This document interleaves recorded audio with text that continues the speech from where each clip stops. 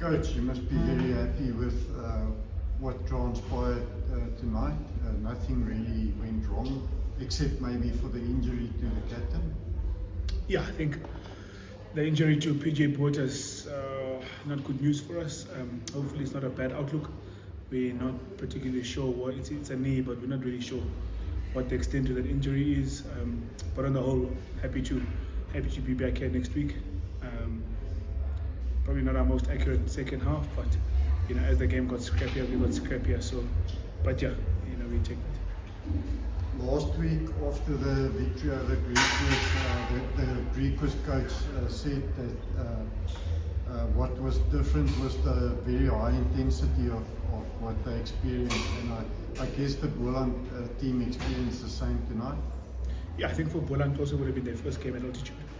If you think they played all the three franchises down at the coast, played Pumas at the low veld, so that altitude one makes a difference. We try to sort of make it count from a tempo point of view. We got it right in the first half, maybe perhaps again, like I said, maybe inaccurate in the second half, but again we take it. And how do you keep the team psyched up for next week? Yeah, I think the second half tells the story. It was not best second half, but yeah, we did what we needed to, and then that's just win the semi-final, and then you can fight with everything that you can to get a trophy next week. Still, congrats for making another final. It's your second final in 2 years. Yeah, I think one, good for the franchise to get into two Currie Cup semi-finals. I can't remember the last time that's happened, so I think that's something there's something to write home about for the Lions. Hopefully we can tell a different story next week. And hopefully the team learned from their mistakes last year and they won't make the same mistake this year. Yeah, all we can do is hope. Coach, a message to the people of Joburg who came out today and leading up to next week. Yeah, good. Their support? Love the support. I think the stadium engagement is really good here. So just an encouragement for the Joburg people to, there's no test match rugby next week, so we're the only rugby game on. So hopefully people can come and get another Currie Cup final. If I look at the weather, it's probably going to be a lot warmer than what it was last year. So yeah, just an encouragement and a heartfelt plea for the Joburg people to come out and support the Lions. Do you have any idea what time the kickoff will be? Yeah, we don't have a clue yet.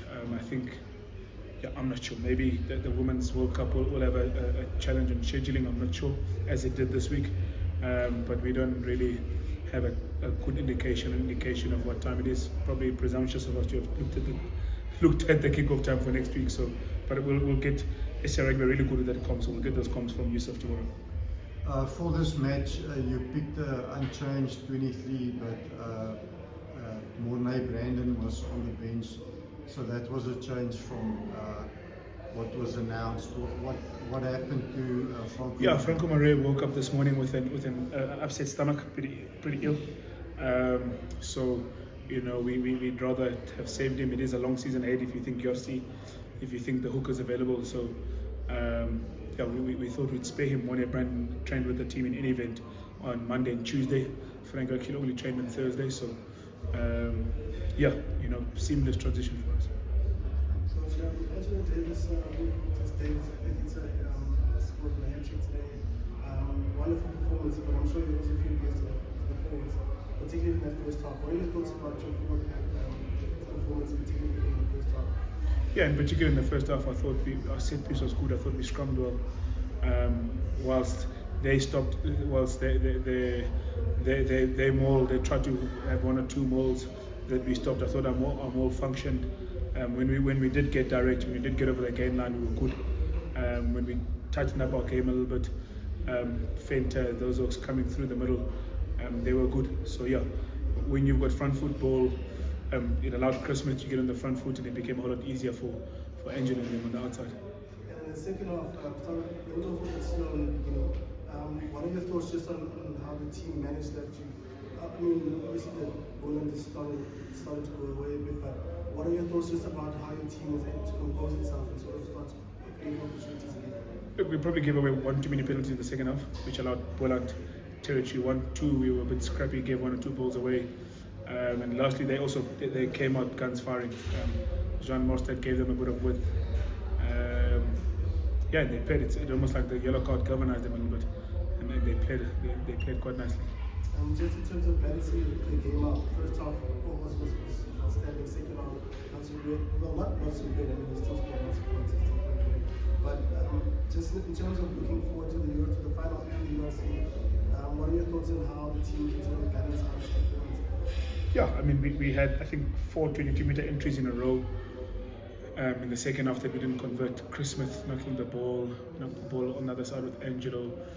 The other 2 now run away from you. So I think the challenge is if you take even half of those, the second half goes a whole lot better. But if you miss 4 in a row, that's a challenge, and that's something we'll have to get at and fix before next week Saturday. Coach, the mindset going into a final, today was so expensive, play quick, lots of tries. Does the mindset shift from to a final, or do you keep it tighter? Yeah, I think, similar to last year, we're going to live and die by identity. But rugby is rugby. You can't move away from the stuff that's important: set piece, quality defense, good discipline, accurate kicking game. Those type of things. And then, yeah, we'd be amiss to not play to our strength. Just on the PJ Steenkamp, what are your thoughts on him as a player and how he's starting to develop as an 8? Yeah, Veer's coming along nicely. He missed a great deal of rugby through injury and recurring injury. I know Veer Steenkamp from Grey College. He captained Grey College, and he was touted as a real prospect, but injury really set him back for about a year and a half. And for him to play, I don't think he must have game this Sky Cup. For him to play 6-7 games in a row, it's healthy for him, and we can see him coming alive. 1 or 2 errors he'll fix in his game, but I think he's starting to find his form and play with more confidence. Just on Jared Currie, in the first half, just your thoughts on him and his development? Jared's maturing. He's still young. He's only 23. I think he turns 23 this year. So Jared is still young, he's maturing, but the amount of minutes he's put in, the effort that he's putting is commendable for him, and I think he'll grow. And what he gives us is versatility. He can play 6, 7, and 8 with equal aplomb. So, we took off Fenta, we took him to 7 this week. Now he started at 6 somewhere in the junior season. He started at 8. He's a good ladder jumper. He's got good skills. And as he matures, or as he gets older, and the more games he plays, he'll be sharper for it. Happy guys, Coachy, thank you. Thank you, gentlemen.